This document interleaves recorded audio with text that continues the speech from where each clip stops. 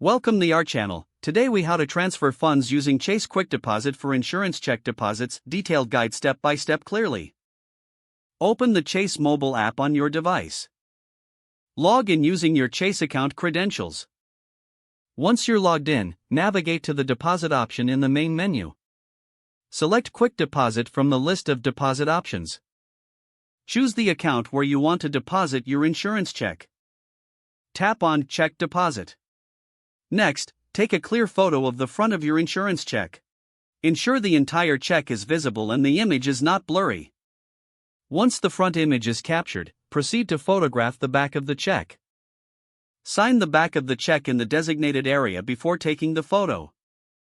After capturing both images, review them for clarity and alignment. Confirm that all details are correct in the app. Enter the amount of the check you wish to deposit.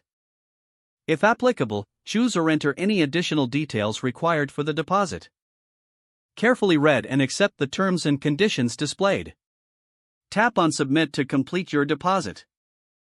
A confirmation screen will appear, indicating that your deposit has been successfully submitted. Make a note of any reference number provided for your transaction. Check your email or app notifications for a confirmation message.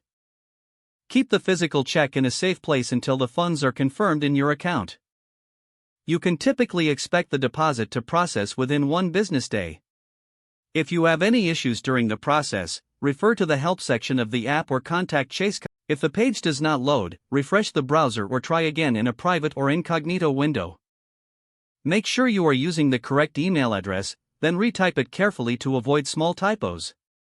If your password is not accepted, use the reset option and create a new strong password you can remember. Check your spam folder for verification or security emails, then complete any requested confirmation steps. Enable two-factor authentication if available to improve account security and reduce unauthorized access risk.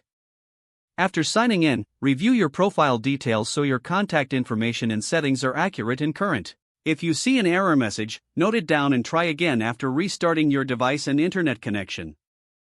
Don't forget to like this video and subscribe to our channel for more step-by-step tech guides.